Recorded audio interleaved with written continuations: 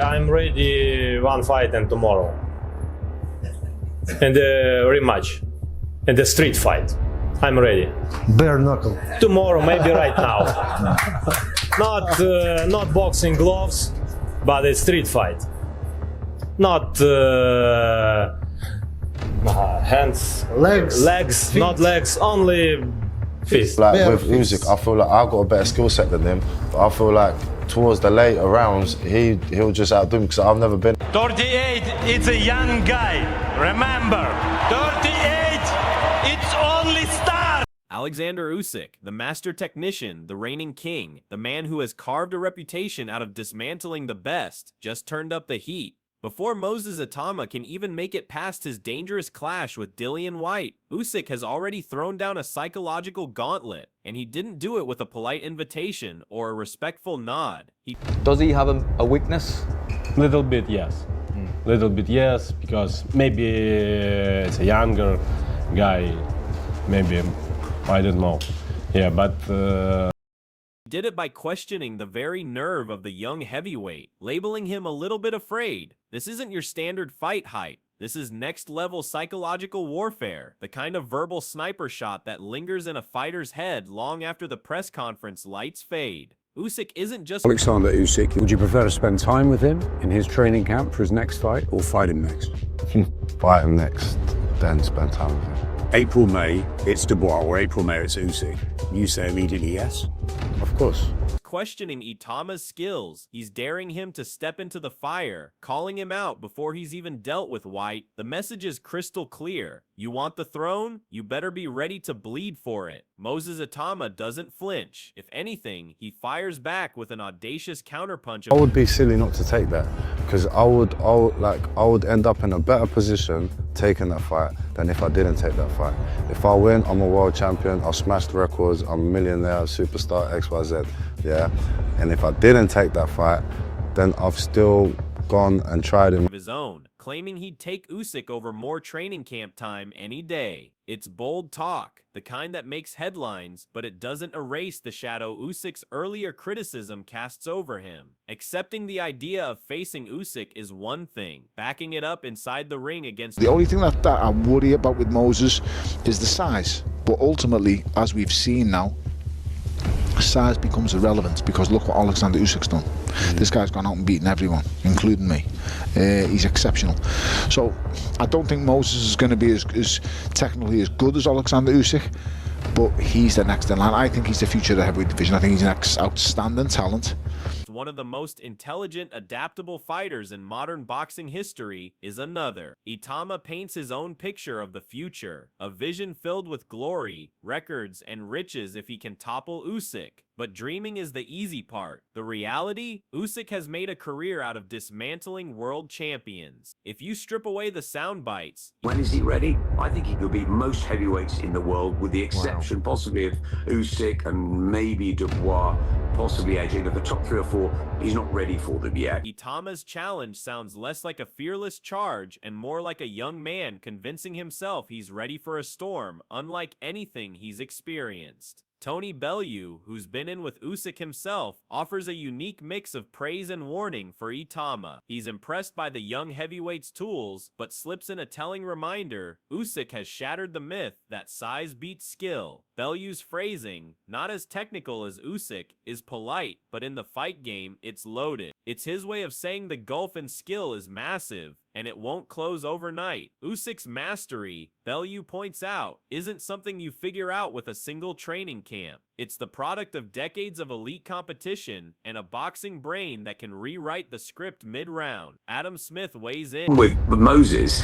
is that his feet and his distance and his range is so good, and he's so quick that if you commit to the punches, you're going to get countered. And if you don't, you're going to get backed up and taken out. So it's a real puzzle. There's not many heavyweights that are southpaws. Obviously, Oleksandr Usyk is, but he's moved up into that.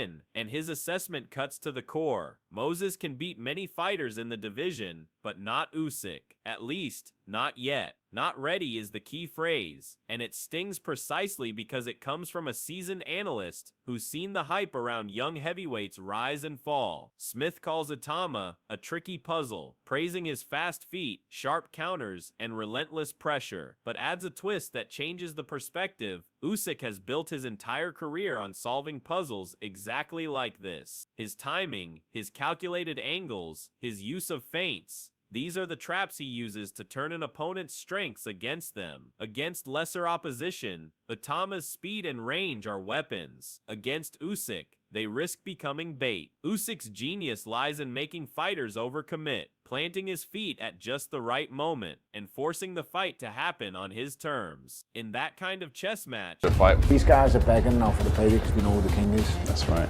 And these guys need him. He doesn't need them. Oleksandr Usyk can choose to fight whoever he wants. He is now the draw in the heavyweight division. He is. experience isn't a bonus, it's the deciding factor. When the talk shifts to who truly holds power in the heavyweight division, Bellew doesn't hesitate. Usyk is the king. He's the one who commands the biggest paydays, the most respect, and the attention of every hungry contender. Bellew knows from experience that when you're the man at the top, challengers don't just line up for the belts, they line up for the lottery ticket. That's the dynamic here. Itauma needs Usyk to cement his name. Usyk doesn't need Itauma. Usyk's legacy is already written in gold. Undisputed titles, giant killer performances, and a skill set that has made heavyweight giants look like sparring partners. This isn't arrogance, it's fact. He can pick and choose who he fights. When he it's a good fight to make. Dillian Whyte's got the experience. He's also he can punch. He's strong. He's a big unit. But can he negate the speed, the power, and the ferocity of this young heavyweight coming? And he gives angles. He's a good boxer as well. So that's the thing. You've got experience against somebody who's up and coming that hasn't been tested yet because he's so sharp, so fights, and on what terms. For the young guns, hunger isn't enough to close the gap in class. If Itauma wants that seat at the table, he'll have to earn the king's respect under the ropes. Peter Fury gives Itauma credit where it's due. He acknowledges the strength, size, and dangerous punching power, but he also voices the question every fan is asking. Can Moses handle someone with the speed, power, and relentlessness of a proven world champion like Usyk? Fury knows being a big unit is a double-edged sword. Against a mover like Usyk, the target gets bigger and the opportunities get fewer. Usyk's ability to cut angles, glide out of range, and turn his opponent's strengths into weaknesses is unmatched in the division. For all Itauma's sharpness and explosive bursts, Fury points out that we haven't seen him sustain that precision against the suffocating pace and mental pressure Usyk applies. That's the chasm every rising star has to cross, and history shows, more often so he's got just unbelievable movement, his angles, the way he boxes, his fucking feints and movement, than not, it's where prospects stumble. Joe Rogan adds fuel to the conversation, calling Itauma's movement, angles, and feints next level. He sees flashes of something special, the kind of talent that can electrify crowds and dominate highlight reels. But then comes the caveat against Usyk. That's not enough. Usyk is the master of angles. He's the architect of footwork clinics, the man who's made bigger, stronger, flashier opponents miss all night long. Rogan's enthusiasm for Itauma's style is genuine, but he's quick to note that Usyk has faced fighters with similar tools and beaten them soundly. The difference, Rogan says, is Usyk's control of rhythm. He adapts not just between rounds, but mid-round, shifting gears to shut down his opponent's best weapons. Itauma's challenge is to prove those next-level skills work under the brightest lights, against a man who thrives on exposing weaknesses. Itauma's amateur background so he's got just unbelievable movement, his angles, the way he boxes, his fucking feints and movement, is a exceptional. Years of experience, a decorated record, and a fighting IQ that puts him ahead of most at his age. But boxing history is filled with amateur standouts who failed to translate that success under the unforgiving lights of the professional stage. This is where Usyk's journey serves as the gold standard. He too carried a stellar amateur pedigree into the pros. The difference? He transitioned seamlessly, proving himself against elite opposition under enormous pressure. Usyk has made a career out of dismantling fighters who came in with glowing credentials, exposing gaps in their adaptation to the pro game. For Itauma, talent and experience are the foundation. But championship greatness requires something more: adaptability, patience, and the ability to impose your style on the very best. That's where Usyk world wanting to go there, because Moses Itauma is fascinating. I spoke to Francis Warren ringside on Saturday night. You had a microphone as well. Were you allowed to put the pressure on them to speak? Because I just did anyway.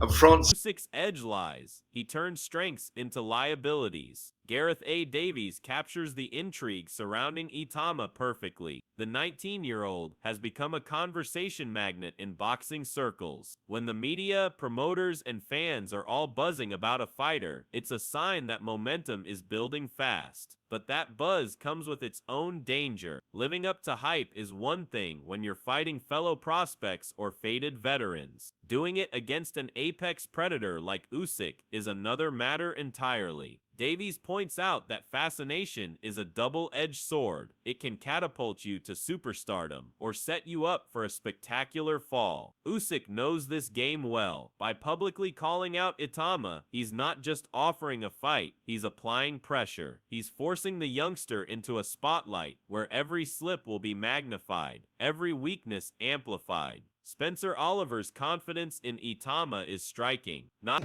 because he knows it's the last chance saloon for him. He needs the victory here. So, look, we find out just how good Moses Itauma is, I think, on the 16th of August when he boxes Dillian Whyte, because I think he wins it and wins it in style. But everyone they put in front of him so far, he's just dismantled. I think this kid's going to go on. Not only does he think Moses can win, he thinks he can win in style. In boxing, style isn't just about looking sharp. It's about dictating the fight, imposing your will, and making the other man dance to your rhythm. But Oliver also knows Usyk is the kind of opponent who refuses to let you fight your fight. For Itauma to win in style against Usyk, he'd have to control distance, break rhythm, and maintain composure for every second of every round, something even seasoned champions have struggled to do. Oliver's belief is rooted in Itauma's raw ability, but belief alone doesn't neutralize Usyk's adaptability. To turn that prediction into reality, Itauma will need more than talent.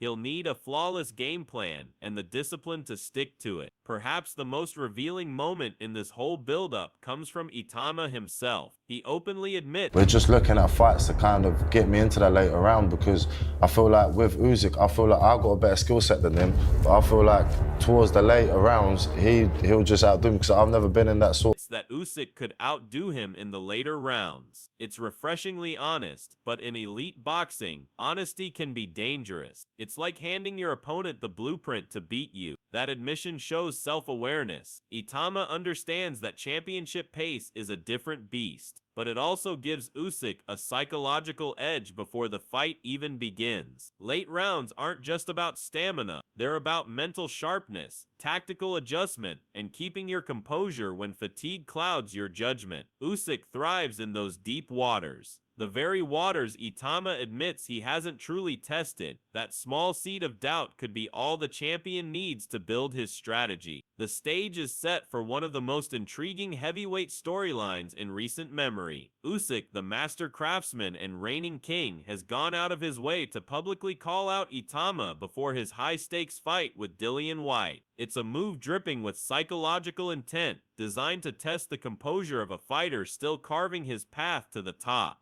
Itauma has embraced the challenge with bold claims about his skill set, promises of records and riches, and visions of dethroning the champion. but talk is cheap in this sport. Usyk's resume is built on dismantling confident contenders who thought they'd found the blueprint to beat him. If Usyk wins, his legend grows even further, silencing another young pretender and strengthening his claim as one of the greatest pound-for-pound fighters of this era. If Itauma shocks the world, it will be a seismic shift, a generational passing of the torch that could ignite a new heavyweight era. In the end, this isn't just about belts. It's about legacy, respect, and the future of heavyweight boxing. When the lights are brightest, when the pace quickens and the air gets thin, the truth comes out. Who's mentally stronger? Who wants it more? Are you backing Oleksandr Usyk to once again prove his dominance? Or is Moses Itauma about to pull off the upset of the decade?